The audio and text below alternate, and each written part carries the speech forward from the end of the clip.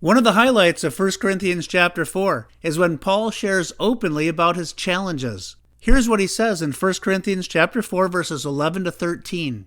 To the present hour we both hunger and thirst, and we are poorly clothed, and beaten, and homeless. And we labor, working with our hands. Being reviled, we bless. Being persecuted, we endure. Being defamed, we entreat. Here are 5 of Paul's many challenges. Challenge number 1, hardships. Paul suffers at times from hunger, thirst, inadequate clothing, mistreatment, or homelessness. Despite all this, Paul is continuing on without complaining. Challenge number 2, hard work. Paul at times works with his own hands. He's a tent maker by trade, and he falls back on that when the need arises. Paul is not too proud to work, and he's no doubt a hard worker. Challenge number 3, reviling. Paul is reviled at times. To be reviled means to be insulted. But instead of reviling back, or cowering, or getting bitter, he blesses the revilers. He speaks well of them as much as possible.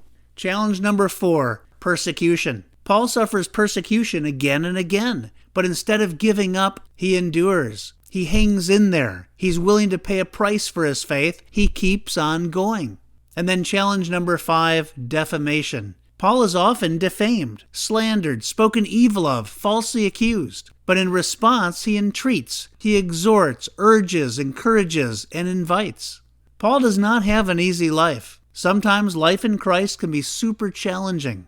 We too need to respond to our challenges by following Paul's example. In reflection, are we facing hardship at this time? If so, are we continuing on without complaining? Are we needing to work hard at this time? If so, are we working as unto the Lord? Are we being reviled, insulted at this time? If so, are we responding by blessing our reviler, by speaking well of him or her? Are we suffering persecution at this time? If so, are we purposing to endure by the grace, by the enablement of God? And lastly, are we being defamed, slandered at this time? If so, are we willing to entreat, to exhort, to invite others to follow Christ? May we, like Paul, choose to respond well to the challenges that come our way. Thanks for listening.